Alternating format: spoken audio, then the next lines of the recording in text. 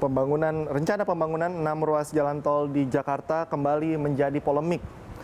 Polemik terjadi setelah Gubernur DKI Jakarta, Basuki Cahayapurnama, membatalkan mega proyek tersebut dan menyiapkan rencana baru untuk mengatasi kemacetan Jakarta, yakni arteri layang.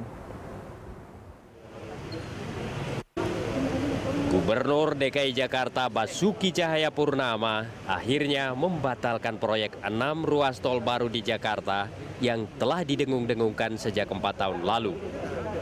Mega proyek senilai 42 triliun rupiah itu akan digantikan dengan arteri layang. Karena menurut Ahok, opsi pembangunan jalan arteri lebih memungkinkan dibandingkan pembangunan jalan tol.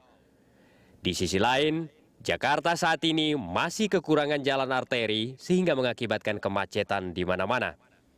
Menurut Ahok, pemerintah tidak akan mengubah trase-trase yang sudah ditetapkan untuk pembangunan 6 ruas tol dalam kota itu.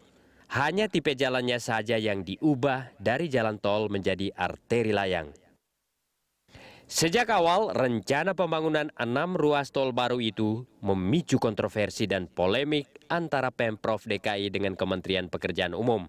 Karena dinilai tidak solutif untuk mengurai masalah kemacetan di ibu kota. Penambahan jalan bahkan secara tidak langsung akan merangsang masyarakat untuk memiliki dan menggunakan kendaraan pribadi yang dipastikan akan menyebabkan kemacetan.